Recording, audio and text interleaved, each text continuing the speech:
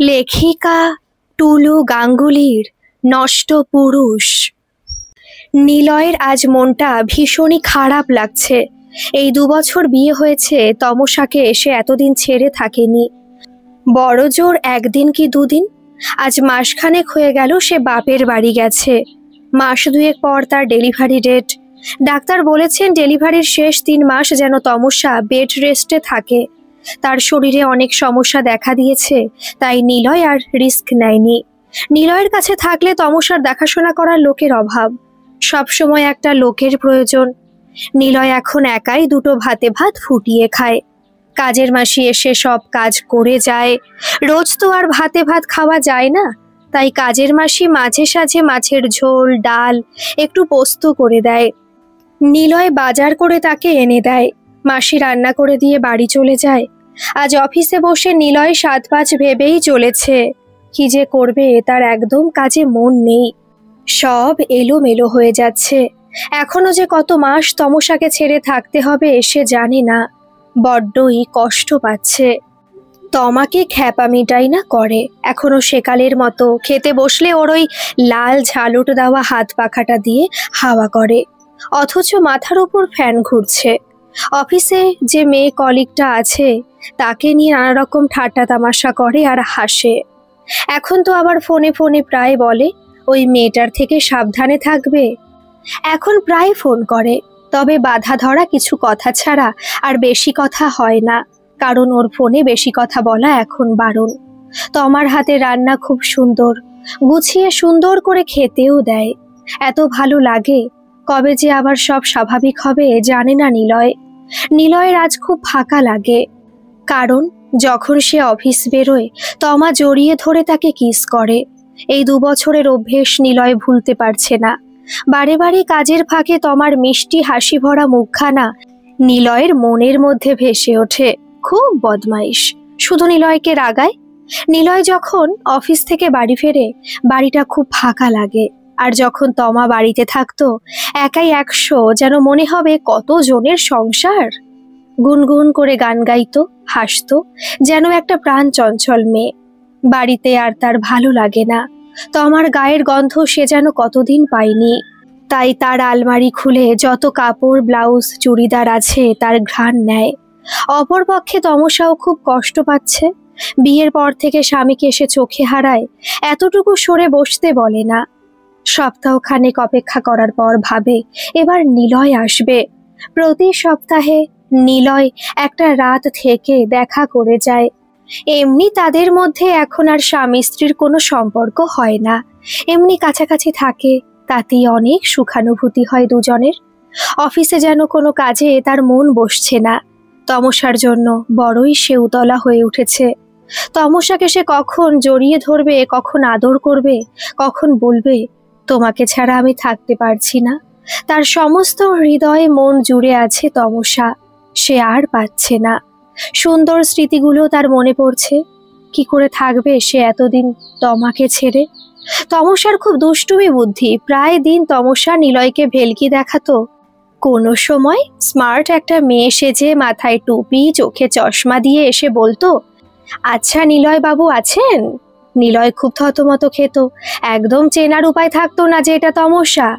তবে নিলয়কে যে উদ্দেশ্য নিয়ে তমা ভেলকি দেখাতো সেই উদ্দেশ্য তার সফল হতো না, কারণ তমসা এত হেসে ফেলতো যে বলার কথা নয়। অগত্যা ধরা পড়ে যেত। বিয়ের পর থেকে সব ভাই বোন, মা বাবাকে ছেড়ে তমসা আজ নিলয়ের সঙ্গে একা থাকে। কিন্তু তার এতটুকু মনে দুঃখ নেই বা নিঃসঙ্গতা নেই। নিলয় তাকে ভালোবাসায় ভরিয়ে রেখেছে।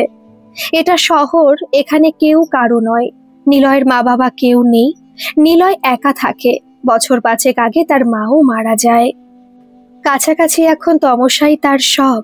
তার ভালোবাসায় ঘিরে রেখেছে নিলয়কে। সেই তমসা বাপের বাড়ি আছে। নিলয়ের যেন দিন কাটতে চায় না। সবকিছু তার মনে পড়ছে। সে বড় একা হয়ে গেছে। তমসা তবু 5 জনের সঙ্গে আছে। হ্যাঁ, স্বামীকে সে মিস করছে ঠিকই, কিন্তু নিলয়ের মতো অতটাও নয়। একদিকে তার শরীরে কষ্ট, আবার মা বাবা, ভাই বোন, তাদের ভালোবাসা সব সময়। আবার নতুন সদস্য আসবে, তার মুখটা দেখার জন্য মনটা তার ব্যাকুল হয়ে থাকে। সে মা হবে, তার কত আনন্দ। সে সন্তানের কথা ভাবে, কখন কবে পৃথিবীর আলো দেখবে সেই আশায় থাকে। একটা ব্যস্ততা থাকে, গল্প গাছা হয়। তবুও সে প্রতি সপ্তাহে আশা করে বসে থাকে যে নিলয় কখন আসবে। তার মুখটা দেখলেও তমসার শান্তি। হঠাৎই নিলয়ের ফোনটা বেজে উঠল। অপর প্রান্ত থেকে তার বাল্যবন্ধু সুমিতের কণ্ঠ শোনা যায়। নিলয়কে সে জানালো সে আজ বড্ড বিপদে পড়েছে। তাকে বিপদ থেকে সেই একমাত্র রক্ষা করতে পারে। সুমিতের মা বাবা অনেক আগেই মারা গেছেন। সুমিত এখানে থাকে না, বাইরে কাজ করে। তার একমাত্র বোন সোমা মামার বাড়ি থাকতো। হঠাৎ মামার ছেলে প্যারালাইজড হয়ে যায়। তার চিকিৎসার জন্য মামার পরিবার ভেলোর চলে যাবে। এদিকে সোমার মাস দেড়েক পরে বিয়ে। নিজের বাড়িতে সুমিত সোমাকে এই জন্যই রাখে না যে সোমা একা থাকবে কি করে, কখন কি বিপদ হবে কে বলতে পারে। তাই সে মামার বাড়িতে এতদিন থাকতো, কিন্তু নিজের বাড়িতে সে একা রেখে বাইরে দেশে কাজে যাবে কি করে। তাই সে নিলয়কে অনুরোধ করে এই মাস দেড়েক মতো তার বোনকে যেন আশ্রয় দেয়। তার বউ তমসা আছে বলেই তার খুব ভরসা। সুমিত জানে না তমসা বাচ্চা হওয়ার জন্য বাপের বাড়ি আছে। নিলয় বারবার তাকে বলতে থাকে তার একা থাকার কথা, কিন্তু সুমিত কোনো কথাই ঠিক মতো না শুনে বলে, তুই আমাকে বাঁচা ভাই, আমি কালই সোমাকে নিয়ে তোদের বাড়ি যাচ্ছি। পরশু আমার টিকিট কাটা আছে, আমাকে চলে যেতেই হবে। আমার কোনো উপায় নেই, আমি সোমাকে একা রেখে যেতে পারছি না। এদিকে নিলয় পড়ল ফাপড়ে। সে তমসাকে যদি জানায়, তমসা কি ভাববে, বা তমসার বাপের বাড়িতে তো আর একটা মানুষকে রাখা যায় না। এক তমাকে তারা দেখছে, আবার একজন। সেই ৭-৫ ভাবতে থাকে কি করবে। সুমিত তার খুব ভালো বন্ধু। সুমিত নিলয়ের অনেক উপকার করেছে। তার মায়ের চিকিৎসার জন্য অনেক জায়গায় নিলয়ের সঙ্গে গেছে, এমনকি টাকা পয়সা দিয়েও সাহায্য করেছে। অবশ্যই নিলয় নিতে চায়নি, তবুও যতটা না নিলে নয়।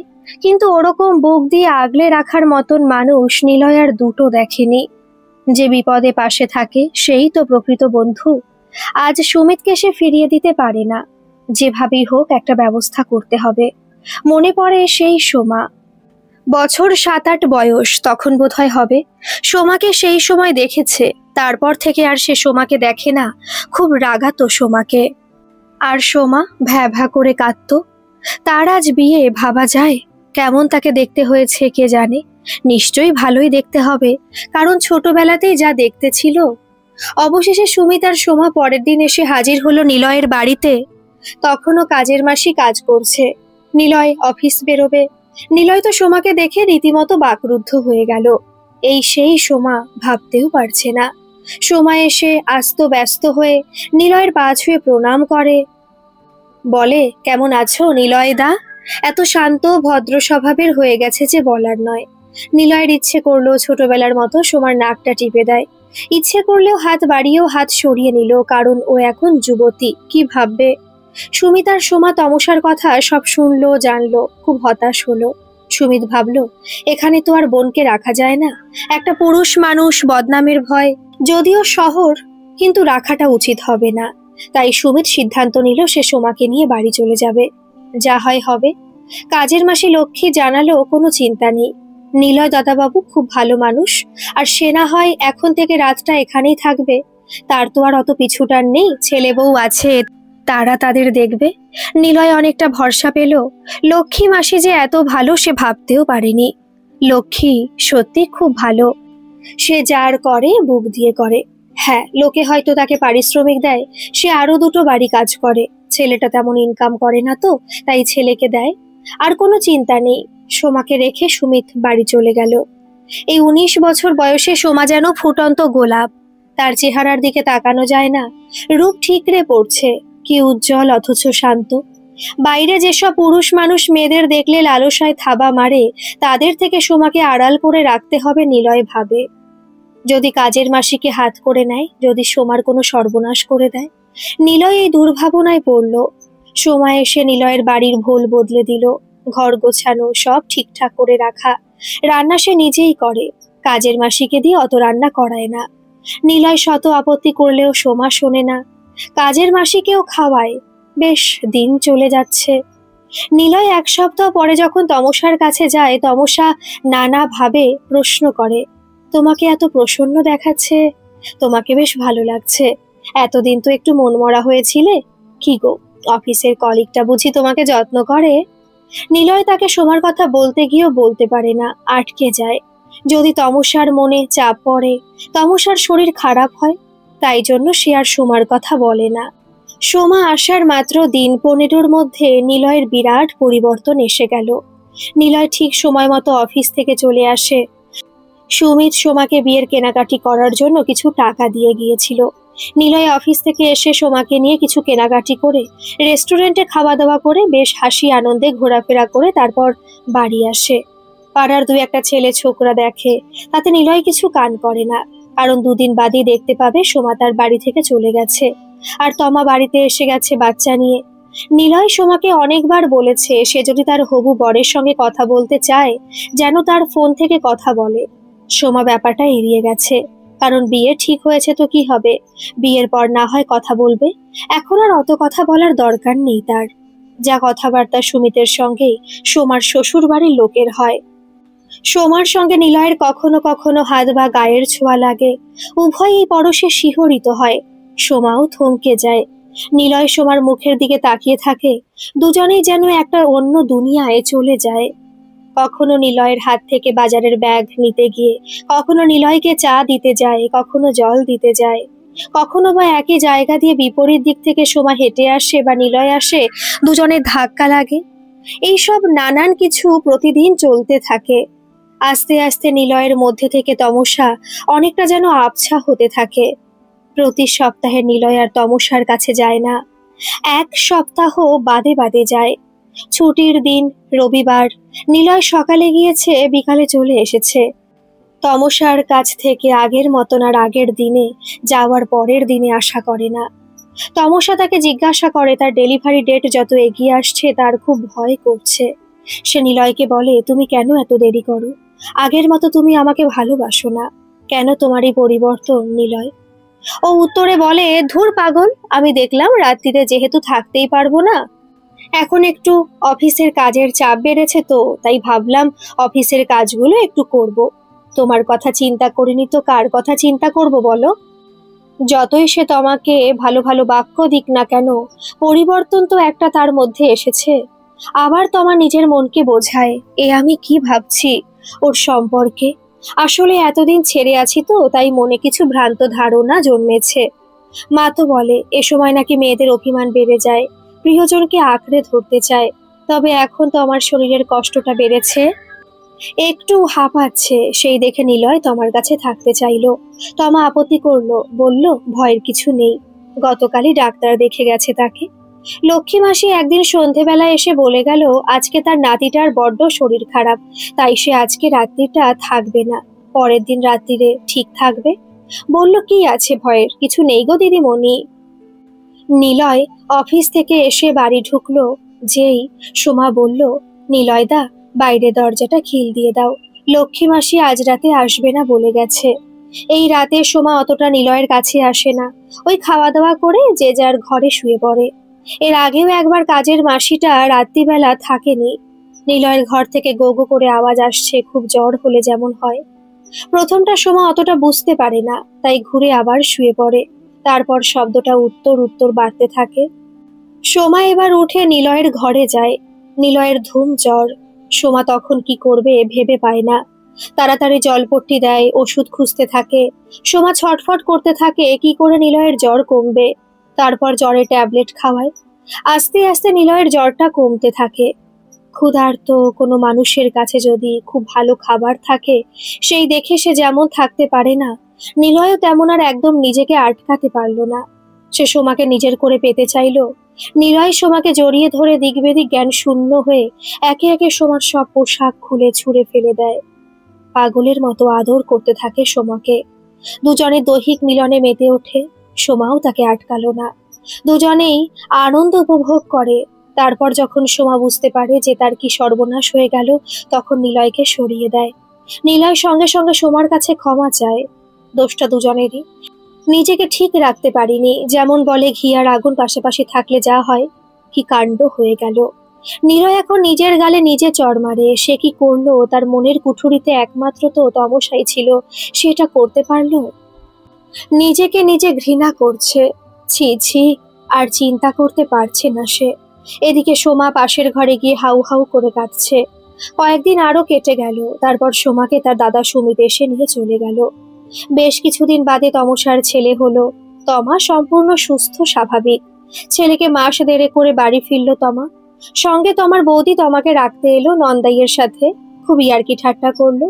যেমন এই যে নিলয় বাবু, এতদিন অভুক্ত আছো বলে যেন আবার গোগ্রাসে গিলতে যেও না, একটু রয়ে শোয়ে, বুঝলে মশাই? কাজের লক্ষ্মী মাসিকে তোমার বৌদি বলে ছেলের সমস্ত দেখাশোনা কাজকর্ম করে দিতে হবে। কারণ বুঝতেই তো পারছো মাসি, তমা ছেলে নিয়ে সামলাতে পারবে না। আর আমারও বৃদ্ধ শ্বশুর আছে, দেখাশোনা করতে হবে। আমি থাকলে চলবে না। তুমি একটু নিজের মতো করে করো মাসি। তোমার বৌদি সেদিনই বাড়ি চলে গেল। তমা কিন্তু আগের নিলয়কে আর খুঁজে পেল না। নিলয়ের কোনো উচ্ছলতা নেই, কোনো হাসি আনন্দ নেই। চেহারাটা বিবর্ণ হয়ে গেছে। নিলয় অপরাধ বোধে ভুগছে। মনে মনে সে ভীষণ কষ্ট পাচ্ছে। সে চাইছে তমসাকে সব বলে দিতে। তমাকে সে কতদিন আদর করেনি, তার গায়ের গন্ধ পায়নি। আজ কাছে পেয়েও যেন সে কিছুতেই স্বাভাবিক হতে পারছে না। তমাকে ছেড়ে তার এতদিন কেটে গেল, আর এইটুকু সময়ের মধ্যে এটা সে কি করলো? তাই জন্য একদিন ঠিক করলো সে সব কথা তমসাকে বলে দেবে। তবে যদি এ পাপের ক্ষমা হয়। একদিন তমসা নিলয়কে বলল, তোমাকে কিরকম যেন লাগছে, তোমার কি হয়েছে? নিলয় বলল, কই কিছু না, আমার কিছু হয়নি। আচ্ছা তমা, তোমাকে যদি একটা সত্যি কথা বলি, তুমি আমায় ক্ষমা করবে তো? হঠাৎ করে তমা হা হা করে হেসে ওঠে। নিলয় দেখে বলে, কি হলো, তুমি হাসছো কেন? হাসার মতো কিছু তো বলিনি। তমা বলল, হাসবো না? তোমার বন্ধু সুমিত এখানে সোমাকে রেখে আমার বাপের বাড়ি গিয়েছিল। আমাকে সব বলেছে, সেই থেকেই আমি জানি। কিন্তু তোমার ওপর আমার পুরো বিশ্বাস আছে। আমি দেখলাম তুমি আমায় কিছু বললে না, ভাবলাম নিশ্চয়ই কোনো কারণ আছে, তাই আমাকে বলনি, আমাকে লুকোচ্ছ। আমি আর তোমাকে কিছু বলিনি। আমি তো জানি সোমা এখানে আছে। ও তাই জন্য তোমার মুখ এমন ফ্যাকাশে হয়ে আছে। আমি ভাবলাম কি না কি হয়েছে। নিলয় বলল, কেন, তুমি কি অন্য কিছু ভেবেছিলে আমার সম্পর্কে? হ্যাঁ ভেবেছিলাম তো। নিলয় বলল, কি ভেবেছিলে? আবার তমা হা হা করে হেসে ওঠে। মনে মনে নিলয় ভাবে, তমা এখনো সেই প্রাণ চঞ্চল, সেই হাসি খুশি আছে। কি অপূর্ব লাগছে ওর হাসিটা, যেন ওর গোটা শরীরের সৌন্দর্য আরো অনেক গুণ বাড়িয়ে দিল ওর এই হাসি। এখন যদি তমা সোমাকে নিয়ে তার সম্পর্কে কোনো খারাপ ইঙ্গিত করে, তো সে এক কথায় সব স্বীকার করে নেবে। সত্যি ঘটনাটা তমাকে বলতে তার সুবিধা হবে। নিলয় বলল, কি ভেবেছিলে, বললে না তো? তমা বলল, যা ভেবেছি বলবো। ওই যে তোমার অফিসের মেয়ে কলিগটা আছে, তার সঙ্গে কিছু করেছো? তারপর তমা দুহাত দিয়ে নিজের মুখ ঢেকে লজ্জায় লাল হয়ে বলে, এই জানি না, যাও। তখন নিলয় বলে, কেন, কাছে তো সোমা থাকতো, তাকে নিয়ে কিছু ভাবনি? সোমা হচ্ছে তোমার ছোট বোনের মতন, আমি তো তাকে আমার ননদ ভাবি। আমি জানি সে তোমায় খুব যত্ন করেছে, রেঁধে বেড়ে সুন্দর করে খাইয়েছে, অফিস পাঠিয়েছে। আমি একদিকে নিশ্চিত ছিলাম, তাই তুমি আমাকে অতটা সময় দিতে পারোনি। এতে আবার ক্ষমা চাওয়ার কি আছে? বিশ্বাস কি এতই ঠুনকো যে তোমার উপর থেকে আমার বিশ্বাস সরে যাবে? নিলয় মনে মনে ভাবলো, এমন স্ত্রীকে সে প্রতারণা করেছে, সেটা কি করলো? আজ তার মনে হচ্ছে আত্মহত্যা করে মরে যাওয়াই ভালো। তোমাকে সে কিভাবে বলবে? এদিকে এরই মধ্যে খবর পেয়েছে যে সোমার বিয়ে হয়ে গেছে। যদিও নিলয় আর তমা দুজনেই নিমন্ত্রিত ছিল, নানার কারণে তারা যাবে না এটা বলে দিয়েছিল। ছেলেটাকে নিলয় মাঝে মাঝে খুব আদর করতে যায়, কিন্তু দেখে সব সময় তার ছেলেটা ঘুমোচ্ছে। অনেকক্ষণ ধরে নিরীক্ষণ করে ছেলেটাকে, এক মাথা চুল, ধবধবে ফর্সা, কি লম্বা লম্বা হাত পায়ের আঙুলগুলো, একটু রোগা লাগছে। ও আস্তে আস্তে হয়তো শরীর পূরণ হয়ে যাবে। দেখে বলে, ছেলেটা কি সব সময় ঘুমায়, কাঁদে না তো, তাই না তমা? তমা রাত্রিবেলা শুতে গিয়ে নিলয়কে বলে, ও কাঁদবে কেন বলো তো? জানে ওর বাবা মা এখন নিশ্চিন্তে ভালোবাসবে, আদর করবে, থাকবে, তাই ও ঘুমায়। বলে নিলয়কে জড়িয়ে ধরে তমা। নিলয় উত্তেজিত হয়, ভালোবাসতে যায়, জড়িয়ে ধরে, আবার হঠাৎ করে তাড়াতাড়ি তমাকে ছেড়ে দিয়ে এসে উঠে বসে। না না, এ সম্ভব নয়। তখন তমা বলে, কি হয়েছে তোমার? তুমি এমন করো কেন? নিলয় বলে, না, এ সময় তোমার কাঁচা নারী, তোমার ক্ষতি হয়ে যাবে। সত্যিকারের হয়তো ক্ষতি হয়ে যেত, কাঁচা নারী সত্যি, কিন্তু নিলয় আজকে যে ছেড়ে দিল সেটা তার জন্য নয়। নিলয়ের পাপ বোধ থেকে এভাবেই দিন কত কাটলো। সে তোমাকে জড়িয়ে ধরে না, আদরও করে না। তমা একদিন বলে, দৈহিক সম্পর্ক নয় নাই বা করলে, একটু তো আদরও করতে পারি। তুমিও তো আমাকে আদর করতে পারো, এরকম কেন করছো? আমি কিছুই বুঝতে পারছি না, তুমি তো এমন ধরনের নও। নিলয় মনে মনে ভাবলো, সে যে ভেবেছিল সোমার সঙ্গে যে ঘটনাটা তার ঘটেছে তমাকে বলবে, না, আর সে বলবে না। কারণ এই ঘটনা শুনলে তমা ভেঙে পড়বে, ভীষণ দুঃখ পাবে। তাই ভাবলো, সোমার তো বিয়ে হয়ে গেছে, সোমা তার স্বামীর ঘরে সুখেই আছে নিশ্চয়ই। সে যদি সব ভুলে গিয়ে সংসার করতে পারে, আমি পুরুষ মানুষ, আমার আপত্তি কোথায়? না, আমি তোমাকে এভাবে ঠকাবো না, আমি তোমাকে ভীষণভাবে ভালোবাসবো। এবার থেকে নিলয় একটু স্বাভাবিক ছন্দে ফিরে আসে। তমার সঙ্গে রাত্রিবেলা শুয়ে শুয়ে গল্প গুজব করে। তমা বলল, এই জানো, সে সন্ধ্যার দিকে তোমার মনে আছে আমার জ্যাঠামশাইয়ের মেয়ে? নিলয় বলে, কেন মনে থাকবে না? কি যেন স্বামীর সঙ্গে একটা ঝামেলা হয়েছিল বলে সেই থেকে বাপের বাড়িতে আছে। তমা বলে, 3 বছর পর তার স্বামী আনতে এসেছে। সন্ধ্যাদির কাছে অন্যায় স্বীকার করলো, ক্ষমা চাইলো, সবকিছু করলো। সে কিছুতেই সন্ধ্যাদি শ্বশুরবাড়ি যাবে না। তারপর তার বাবা মা বুঝিয়ে তাকে পাঠালো। আসলে ব্যাপারটা কি হয়েছিল বলো তো তমা? নিলয় বলল। তমা বলে, সন্ধ্যাদির বর নাকি তার দাদার শালিকে জড়িয়ে ধরে চুমু খেয়েছিল। দাদার শালির সঙ্গে নাকি জামাইবাবুর একটা সম্পর্ক ছিল। আর যেদিন ঘটনাটা এরকম ঘটলো, সন্ধ্যাদি নিজে চোখে সেটা দেখে ফেলেছিল। সেই থেকে সন্ধ্যাদির সঙ্গে জামাইবাবুর অশান্তি শুরু হলো। আর পরের দিনই সন্ধ্যাদি বাপের বাড়ি চলে এলো। আচ্ছা তুমিই বলো, সন্ধ্যাদির একটু বেশি বাড়াবাড়ি নয়? বলে অমন স্বামীর ঘর করব না, যে অপর মেয়ের কাছে ছুকছুক করে।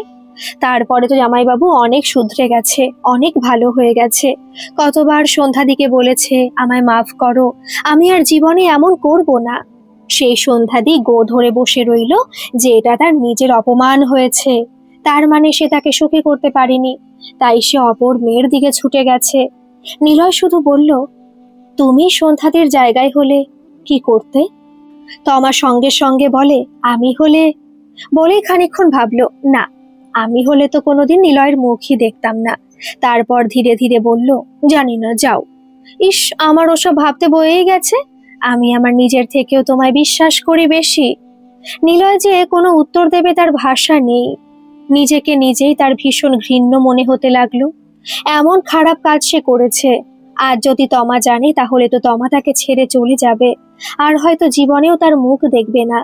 সন্ধ্যাদির স্বামীর তো সামান্য ঘটনা, না না, সে আর ভাবতে পারছে না, দরকার নেই। তমাকে সে একটি কথাও বলবে না। আজ নিলয়ের খুব ইচ্ছা করছে তমাকে আদর করে ভরিয়ে দিতে, তাই সে তমাকে জড়িয়ে ধরতে যায়। তমাও আজ খুব খুশি যে তার স্বামী অনেকটা স্বাভাবিক হয়েছে। কি যেন মাথায় ভর করেছিল, মনে মনে তমা ভাবল, নিলয় একটা পাগল। না, শুধু পাগল নয়, আসলে বহু পাগল। হঠাৎ তমা বলল, আচ্ছা, এখানে তো সোমা প্রায় 1 মাসের উপর থেকেছে। কই, তুমি তো তার বিষয়ে একটাও ভালো মন্দ কোনো কথা বলনি। অথচ লক্ষ্মী মাসি সোমাকে নিয়ে এত কথা বলছে, যেন মনে হচ্ছে সোমা 1 মাস নয়, যেন একটা বছর ছিল। সোমা দিদিমণি মাছের ঝোল খুব সুন্দর করে, তার হাতের পেঁয়াজ পোস্ত খেলে ভুলতে পারবে না গো বৌদিমণি। আরো কত কি, তার খুব মায়া, তার নাতি ছেলের খুব খোঁজ খবর নেয়, তার নাতনির জন্য 2-1 বার ফল এনে দিয়েছিল। নিলয় ভাবে, এসব কথার ভাবলে চলবে না, আমার যা হয়েছে তা হয়ে গেছে। তমাকে জড়িয়ে ধরে সোহাগে মেতে ওঠে। ঠিক সেই সময় নিলয়ের ফোনটা বেজে উঠল। তমার পাশে ফোনটা ছিল। তমা ফোনটা ধরল। সুমিত ফোন করেছে। বলল, নিলয়, তুই আমার কেমন বন্ধু? তুই আমার এত বড় সর্বনাশ করলি। সোমা আজ আত্মহত্যা করেছে। সোমার পেটে তোর বাচ্চা ছিল, তার স্বামী বুঝতে পেরেছিল সেটা তার বাচ্চা নয়। সোমার প্রাণটা তখনও একটু আছে।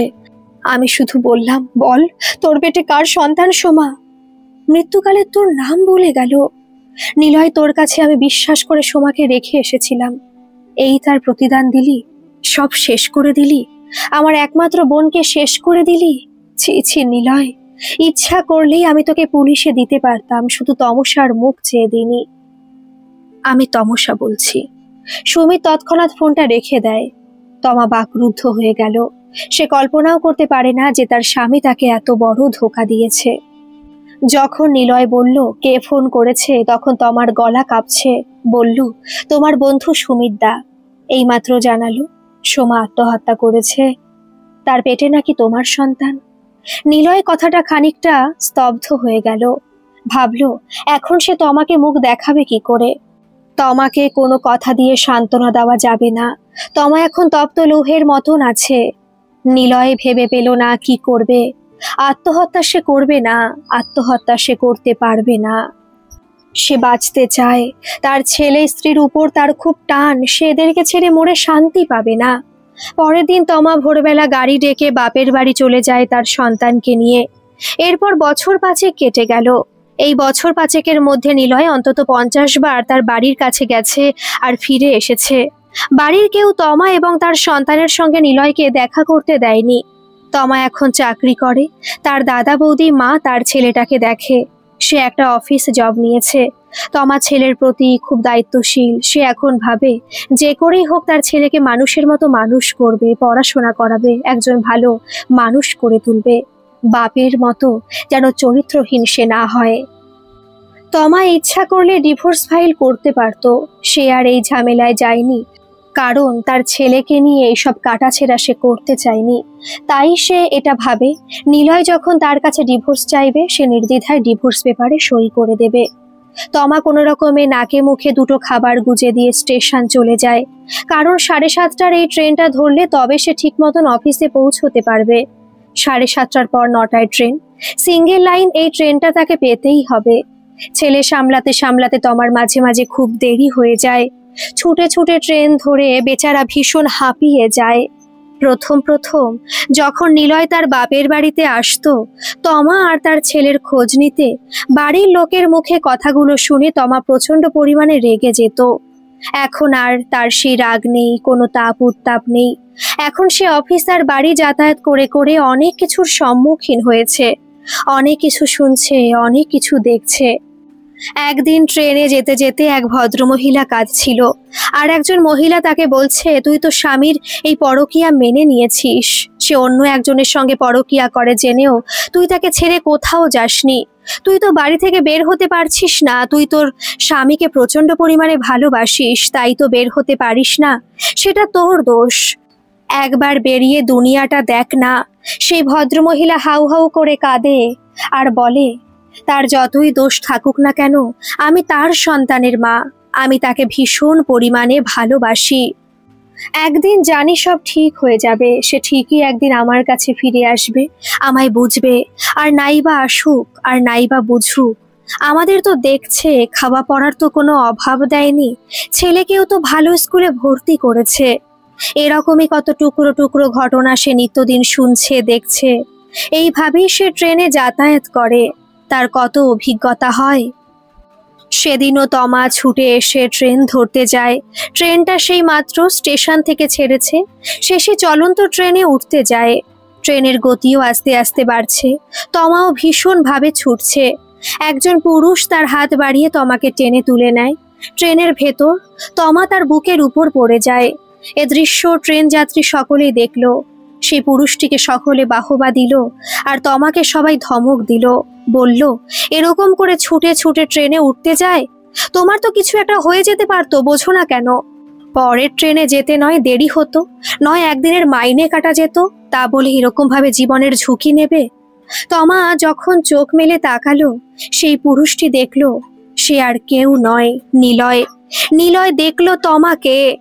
কি আশ্চর্য না, মানুষের জীবনে বোধহয় এমনই ঘটে। সব যেন গল্পের বইয়ের পাতার মতন। একটার পর একটা পাতা উল্টে যাও, দেখবে প্রথম পাতার ঘটনার সঙ্গে শেষ পাতারও মিল পাবে। গল্পটা কেমন লাগলো অবশ্যই কমেন্ট করে জানাবেন। আর ভালো লাগলে একটা সাবস্ক্রাইব করে আমার পাশে থাকবেন। ধন্যবাদ।